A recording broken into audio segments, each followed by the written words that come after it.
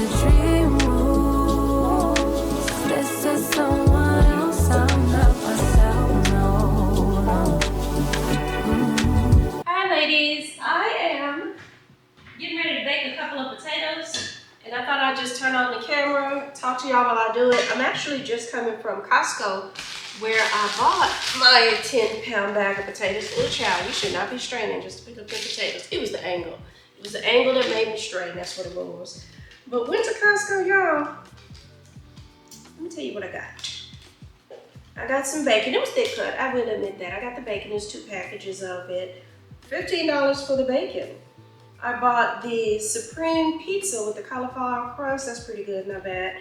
2 of those you get for $12. Okay. I bought the potatoes, $5.29. Those are multiple meals as far as I'm concerned.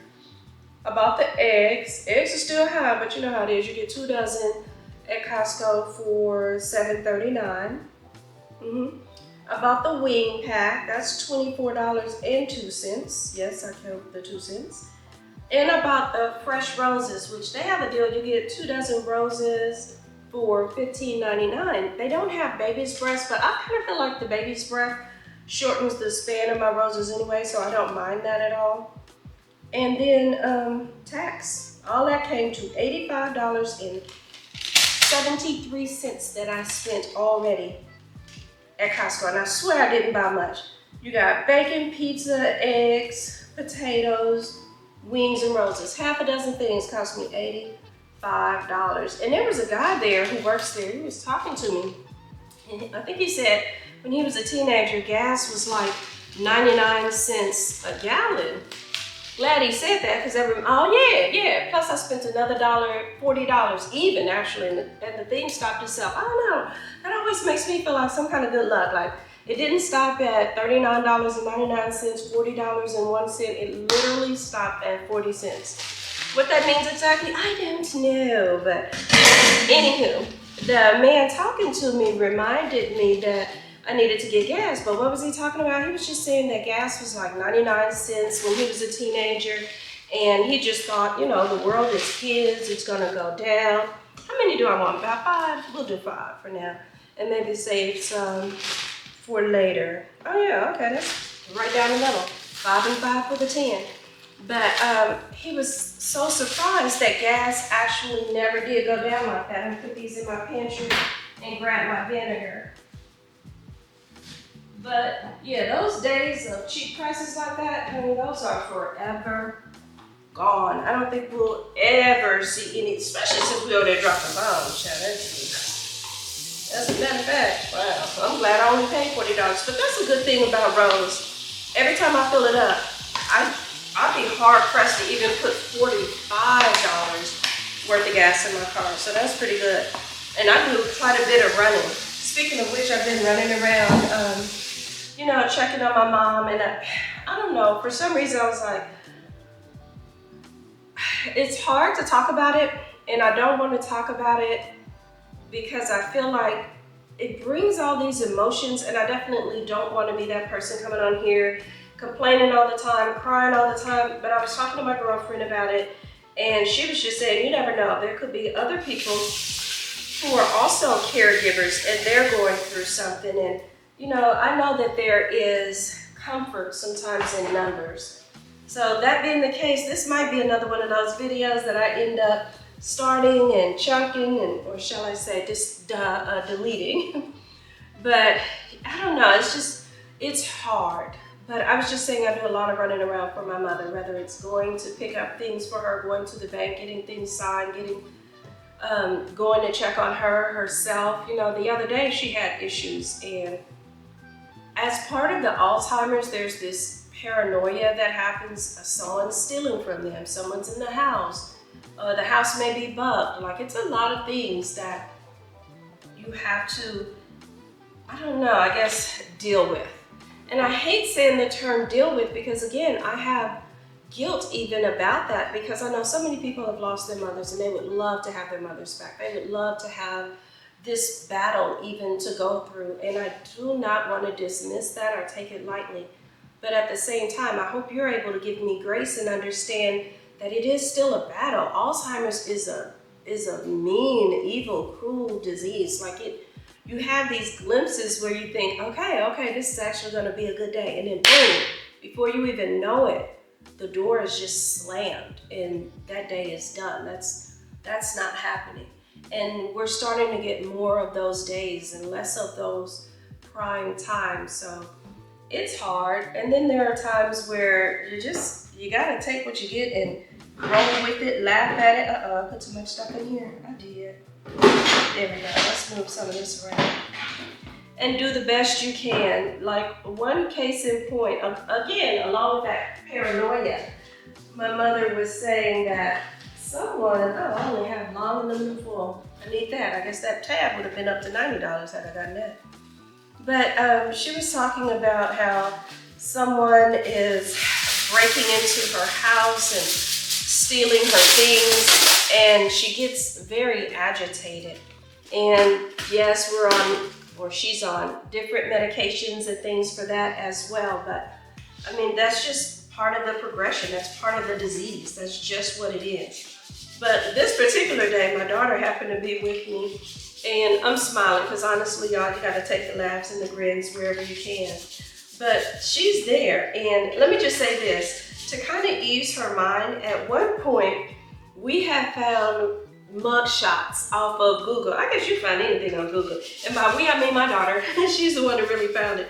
But she finds these mug shots on Google, and she puts them together, and she's like, captured. This man was caught having broken into senior living places, stolen things, da da da da. So we do this because we're like, that's gonna put her mind at ease. You know, if there was a man, and you can't, the thing is with this Alzheimer's, I can tell her 100 times, no one is broken in, Mom, or you can start a sentence with, don't you remember we did blah, blah. That does not help them. In fact, it probably just makes things worse. So I never start sentences with, don't you remember, or things like that. I try to be as gentle and soothing and calming as I can possibly be when I talk to her. So we're doing all of those things.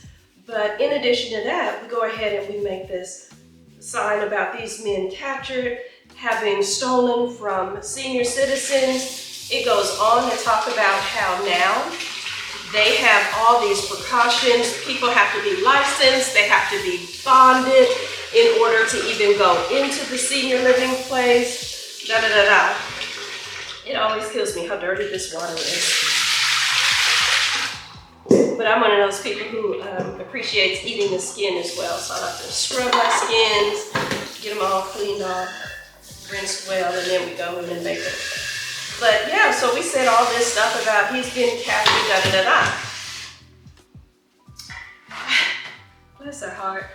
Why after we go through all of that, and we pointed out, I'm like, oh, Mom, I didn't tell you. That's on me. I'm so sorry. I meant to tell you that, yeah, the guy's been captured and, you know, they're not playing any games. Now you got to be licensed. You got to be bonded. In fact, in order to get in, we have to have a code. And she's like, oh, we have to have a code? I said, yeah, what's the code? I just said, oh, it's 12789, whatever. I just made up some numbers. And she's, oh, okay. And I said, you got that. I'm sure you remember, because she's also very proudful. So she's not going to admit that, heck no, she don't remember some made up number that I just rattled off, right? So we do that, tell her they've been captured. Alzheimer's being what it is, just a couple of minutes later, she's like, oh my goodness, and did I tell you somebody's been breaking in, and da da da da. So I have to go through the whole, you know, routine again. After saying it a few times, by a few, I mean 5, maybe 6 or so times, it kind of starts to sink in a little bit. And she's like, did we talk about that already? Did we? I think we did. And he said, so she was kind of getting there. So now she's like, oh, okay, they got that one. But no, this is a new fella, what I'm telling you. That's not the one. This one looks way different. And so as she starts getting amped and talking about that, you know, sometimes you just kind of have to let her say her bit. My daughter's, like my mother's in front of me, and she's looking around trying to point out all the different places and things that have been moved. And see, I found, I think she said a remote in her refrigerator. I would never put my remote in there, but that's what he did. He comes in my bathroom, he makes all this mess. So she's going on and describing all of those things. And my daughter and I, we start having a silent conversation because I'm already knowing what you're gonna need to do is you're gonna have to make new captured or new, found guilty, punished, imprisoned, whatever signs it is, like however deeper the level is that she has. Like at one point we said he was captured, he didn't do enough time. So now we say, oh, and now as a warning to other people, they are now imposing a 25-year sentence. So we have to kind of put that on there. And I mean, it just sounds like, it almost sounds like we're having fun with it. I do laugh at it later. This much is true, but in the moments, it's a necessary thing for her. But anyway, while she's going on about, look it over here. He stole my this, he stole my that. My daughter and I start having this conversation. And she's like, yeah, you're putting the sign here. And I'm like, Ma, we also have a camera. The camera is angled at the door. Anytime someone comes into your apartment, it sends an alert to my daughter. And you know how these young kids are. Oh my goodness, they keep their phone to their hip. God being God, what does my daughter get? An alert. I mean, not even 2 seconds later, an alert goes, and she makes a big deal of looking at it and pulling it up. And I said, see, there she goes. She's looking at it now. And I thought, okay, now let's get her out, get her to play bingo or something. But no, she still remembered, go figure, that she was talking about someone having broken in. So this is when my daughter and I start having our private conversation, because I look over her like, and my mother's just going on and on about, see, look at this. This is different. I would never leave this kind of mess in the bathroom. And the remote control, I can't find that. I haven't seen that in a long time. And then when I finally do, I think it was somewhere. What was it? In the microwave, in the refrigerator? It was somewhere. And then I had my ice cream sit down. You know I don't play about my ice cream. I love my ice cream. And yet here's my ice cream sitting down and it done got melted and, just all the things. So it's just a lot that it takes, to comfort her, but we have her here. So for that, I am grateful. It still hurts though, losing her bit by bit. And there was another time when my sister called me and needed me to tell her that I not only wasn't 7 anymore. And so let me just go back and say Alzheimer's is weird in that it goes across time in different ways. So my mother is there with my adult sister. In fact, my sister is like 10 plus years older than me. So she's very much an adult woman. But at the same time, my mother is feeling like, oh, where is Kimmy? Where am I? Is what she's wondering. Because she couldn't find me anywhere in her apartment. Mind you, my whole childhood was spent living in a house. I never lived in an apartment as a child. So the fact that this is a different surrounding does include my mother. And the fact that my sister is here, my sister doesn't even dye her hair. But the fact that my sister is here and has all these gray hairs does include her in. And my sister had to call me. Thankfully, she reached me to tell me to let Mom know, hey, I'm okay, I'm safe. In fact, I'm not 7 years old and I haven't been kidnapped. So it's those types of things. And I think maybe it's because I work with children or something, but I seem to have more patience when it comes to talking to my mother about things like that. And that being the case, it feels like my mother chooses me for her comfort more, which I'm glad.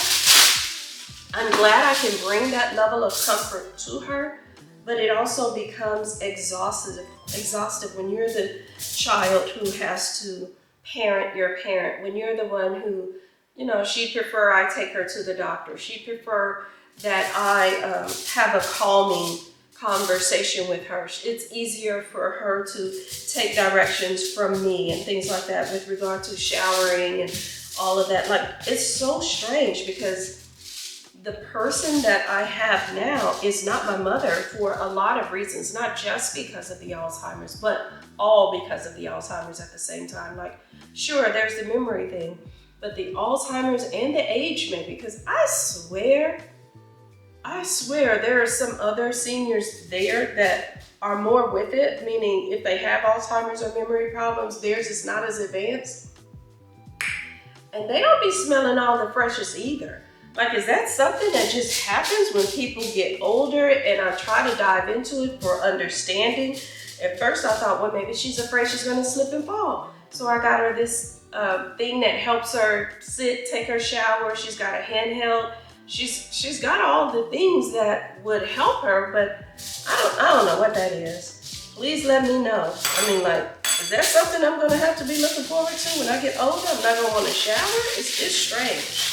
But I mean, in her case, I'm guessing it's the Alzheimer's, because my mother was a person who had no problem hopping in the shower a couple of times a day. I'm that person who does that. Like, I go walking, I come back, I want to take a shower, go do my day. If I go out and I get hot, yes, I'm thinking I need to turn on my oven here.